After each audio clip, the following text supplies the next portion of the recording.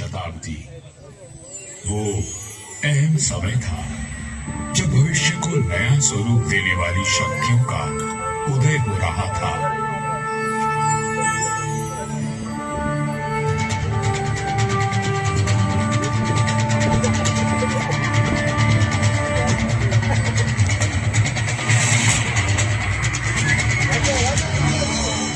लोधी राजवंश ने दिल्ली की गद्दी संभाली। मध्य एशिया में बाबर का जन्म हुआ और राठौड़ कुल कौरव राव जोधा जी ने मेहरानगढ़ दुर्ग की नींव डालकर जोधपुर नगर की स्थापना की। 1459 ईस्वी में बना मेहरानगढ़ उत्तर भारत की राजनीतिक सरगर्मियों का साक्षी भी रहा और केंद्र भी।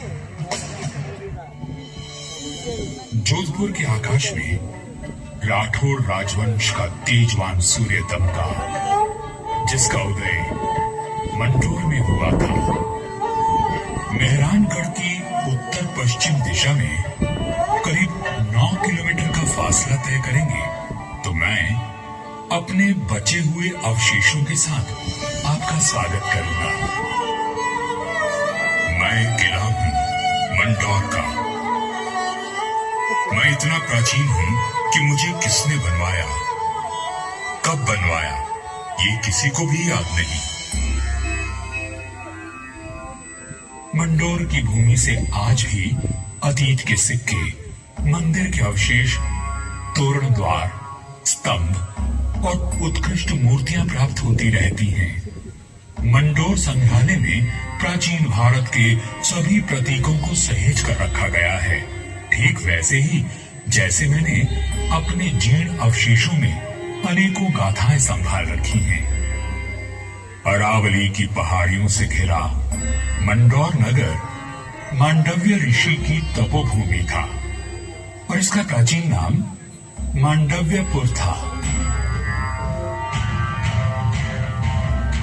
महाभारत काल में यहाँ नागवंशियों ने राज किया और फिर गुप्त वंश ने इसे अपने बाहुबल से जीता।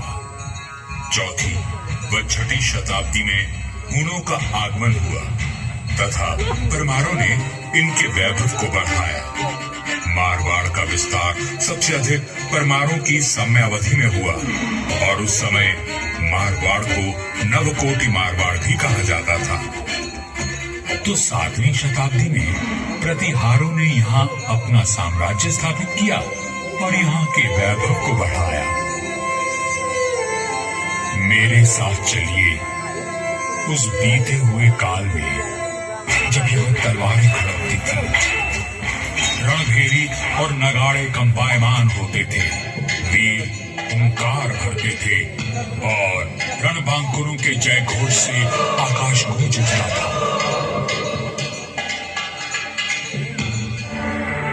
सन 1394 ईस्वी परिहारों की शक्ति अस्त हो रही थी। गुजरात के सूबेदार जफर खान ने दिल्ली की कमजोर सल्तनत के चलते मंडौर को अपने कब्जे में ले लिया था। अब मेरी 4 दीवारी में परिहार नहीं, तुर्क आ बसे थे। जफर खान का हाकिम ऐबक खान मंडौर दुर्ग का किलेदार था, जो आए दिन अपनी क्रूरता का प्रदर्शन करता रहता था। पीड़ित किसान मंडौर के हिंदा परिहार के प्रधान वीरराव हिमा गहलोत के पास मदद के लिए पहुंचे। राव हेमा जी, ये तुर्क हमसे मनमाना लगान वसूल करते हैं। आए दिन हमारी गायों को चुरा कर ले जाते हैं और अब अपने घोड़ों के लिए घास से लदी गाड़ियां मांग रहे हैं। हम तो बर्बाद हो जाएंगे। अपनी शक्ति पर इतना अभिमान कि उसे 3 किसानों पर आजमा रहा है। भैरों जी की सौगंध, जुल्म करने के लिए अब ऐबक खान जिंदा नहीं बचेगा।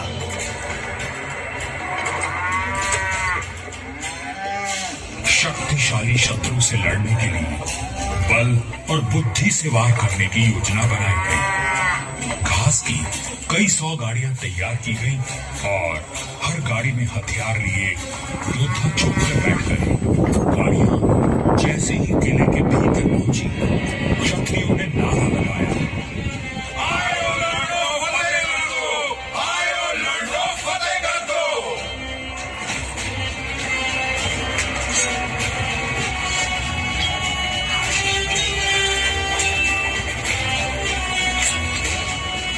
इस अचानक हुए प्रहार से तुर्कों को संभलने का अवसर भी न मिला। वीर हेमा गहलोत, समरशूर राव चुंडा राठौड़ और मारवाड़ के वीरों की प्रतापी तलवारें लहराईं तो शत्रुओं के सिरों के ढेर लग गए।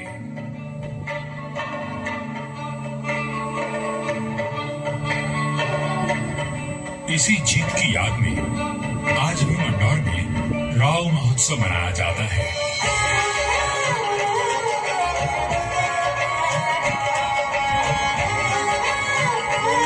हर वर्ष होली के दूसरे दिन निर्भीक, साहसी हेमा गहलोत और सभी वीरों को याद किया जाता है और बाबा भैरवनाथ जी की पूजा की जाती है, जिनके आशीर्वाद से वीर विजय हुए थे। मंदौर विजय के बाद भी इंदा परिहार का मन अशांत था, क्योंकि ये नगर शत्रुओं से घिरा हुआ था। तब उन्होंने शक्तिशाली राठौड़ वंश को राज सौंपने का निश्चय किया। इंदा के मुखिया राय धवल ने अपनी पुत्री का विवाह राव चुंडा से करवाया और दहेज में मंदौर का दुर्ग दे दिया गया। राव हेमा गहलोत ने राव चुंडा का राज तिलक किया और घाटों में मंगल गान गाया।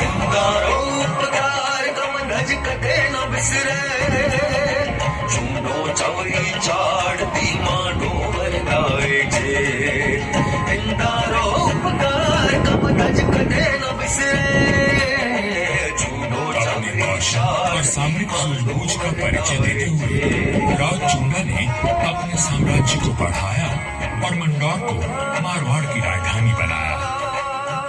1423 में नागौर के युद्ध में राव चुंडा वीर गति को प्राप्त हुए और उनके पुत्र कान्हा के बाद राजदंड राव रणमल ने संभाला।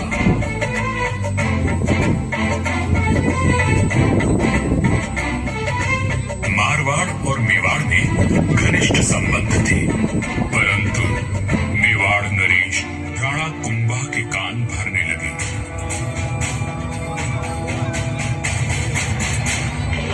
मुझे राव रणमल की नीयत ठीक नहीं लगती राणा।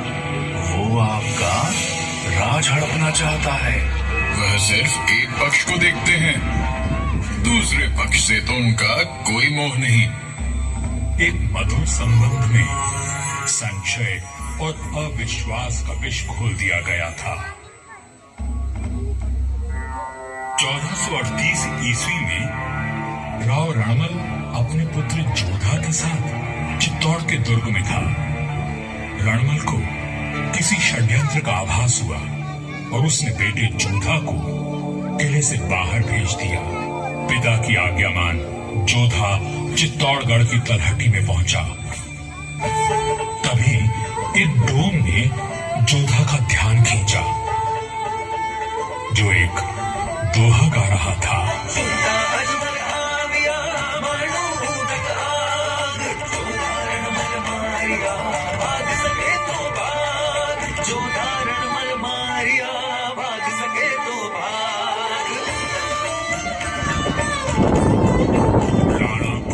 निर्देश पर चुंडा ने राव रणमल की हत्या कर दी थी।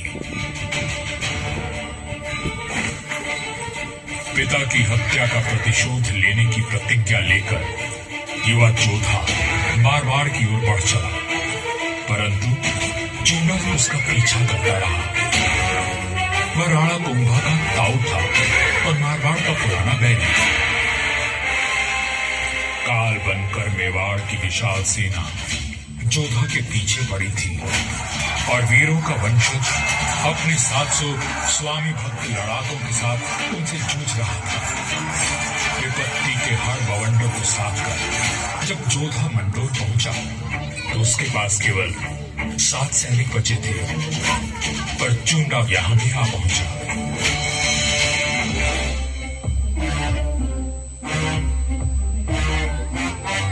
चूंडा बोला, मंडोर किले का कोना कोना छान मारो। रणमल ने मेरे भाई राघव देव को मरवाया था, मैं उसके वंश का नाश कर दूंगा। हुजूर, जोधा जांगलू प्रदेश की ओर भाग गया है, आप कहें तो उसका पीछा करें। रहने दो, वहां रेतीले टीलों में भटक कर वो खुद ही मर जाएगा। तुम राणा कुंभा के पास संदेश भिजवाओ, मंडोर पर अब हमारा राज है। पिता की निर्मम हत्या की पीड़ा और राज खो देने का अपमान लिए जोधा भटक रहा था। हर ओर शत्रु घात लगाए बैठे थे, पर जुझारू जोधा ने आस और विश्वास, पंथ संघर्ष और अथक प्रयास करने के बाद जोधा ने दुर्भाग्य को जीत लिया।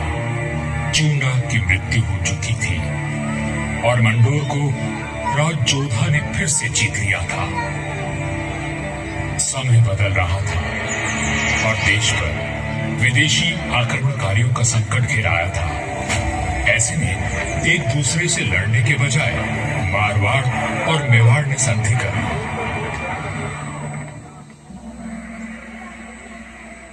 पर दूरदर्शी राव जोधा को कोई चिंता खाए जा रही थी और उस चिंता का कारण मैं यानी मंडोर का दुर्ग था।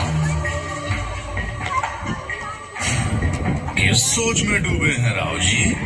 अपने आसपास देखो, क्या दिखता है? आकाश, जंगल, पहाड़ियां।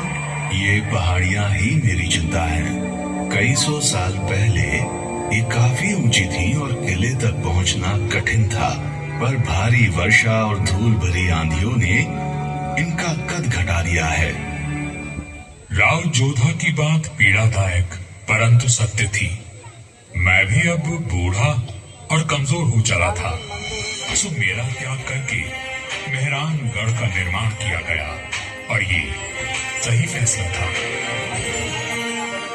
भारत में जब मुगलों का आगमन हुआ तो राठौड़ राजवंश ने उनसे सीधी टक्कर ली और हार माने बिना संघर्ष करते रहे। इस सब में मेहरानगढ़ ने प्रमुख भूमिका निभाई। जोधपुर का इतिहास प्रेरणादायक वीर गाथाओं से भरा हुआ है। त्याग और देशभक्ति के कीर्तिमान स्थापित करके इतिहास में अमर हो जाने वाले वीरों ने जोधपुर का सर सदा ऊंचा रखा है।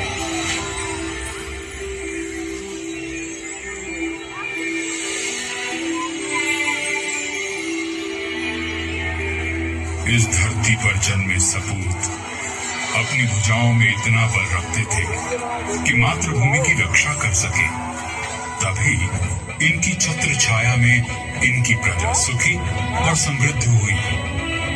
पर ये बात कम ही लोग जानते हैं कि फौलादी सीनों में कोमल भावनाओं का भी वास था। राजधर्म का पालन करने वाले तलवार के धनी इन रणधीरों के मन में नवसृजन और कला के प्रति प्रेम भी बसता था, जिसका प्रमाण आज भी उपस्थित है और इस धरती का सौंदर्य बढ़ाता है। महाराजा अजीत सिंह जी को उनकी सृजनात्मक ऊर्जा और निर्माणों के लिए याद किया जाता है। उन्होंने देवी देवताओं की साल, अजीत पुल, मय पुल और एक खंबा महल बनवाया एवं भेरू बावली और भेरू मंदिर का जीर्णोद्धार करवाया। उन्होंने अपने पिता महाराजा जसवंत सिंह जी के भव्य देवल का निर्माण भी करवाया, जिसके विशाल स्तंभों एवं गर्भगृह का अलंकरण दर्शनीय है। सभा मंडल का दृश्य पौराणिक आख्यानों का स्पष्ट दर्शन देता है। प्रस्तरों पर उत्कीर्ण भाव भंगिमाएं शिल्पकला का श्रेष्ठ उदाहरण है। महाराजा जसवंत सिंह जी द्वितीय ने मंडोर को दर्शनीय बनाने पर विशेष ध्यान दिया। उन्होंने मंडोर बाग में 100 से अधिक प्रजाति के वृक्ष लगवाए जो उद्यान की अहमियत को और अधिक सुंदरता प्रदान करते हैं।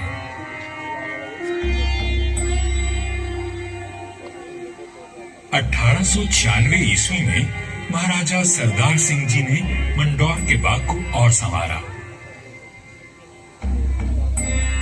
महाराजा उम्मेद सिंह जी के समय 1923 और 1947 के बीच मंडौर उद्यान को आधुनिक रूप देने हेतु कई कार्य करवाए गए, जैसे नागादली नहर का जीर्णोद्धार, देवलों व महलों के पास सुंदर बाग विकसित किए गए।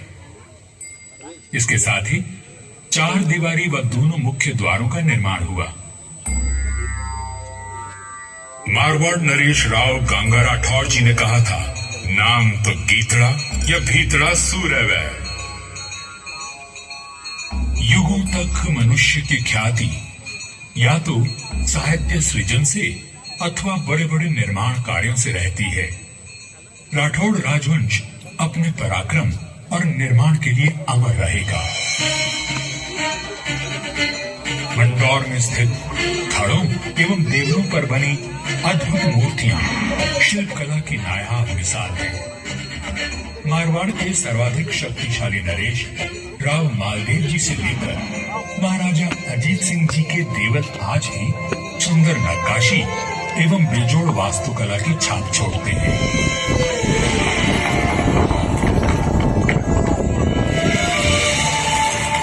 महाराजा अजीत सिंह जी के देवल का निर्माण इनके पुत्र महाराजा अभय सिंह जी ने संवत 1793 में शुरू करवाया, लेकिन इसे पूरा उनके प्रपौत्र महाराजा भीम सिंह जी ने संवत 1856 में किया।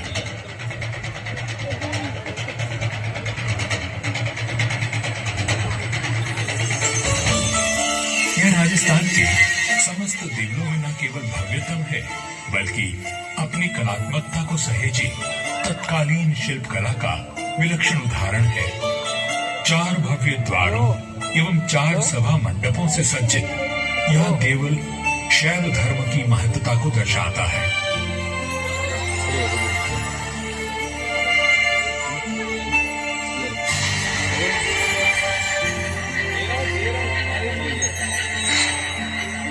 आजादी के पश्चात यहाँ कई विकास कार्य करवाए गए और 1968 में यहाँ के महलों में संग्रहालय की स्थापना की गई। यहाँ जन्मे वीरों और स्वामी भक्तों की मिसाल युगों तक कायम रहेगी। जब वीरपुरी और नाग पंचमी को यहाँ विशाल जनसमूह उमड़ता है, तो आज भी हमारे आत्मीय संबंध जीवंत हो उठते हैं। उनकी आंखों में उमड़े प्रेम और श्रद्धा को देखकर मन भाव विभोर उठता है। सदियों के संबंध आज भी अटूट हैं। मुझे तो समय की आंधी ने नष्ट कर दिया, पर मंदौर के देवल, मंदिर, छतरियों और बाग को संभाल कर रखना इस पीढ़ी का कर्तव्य है।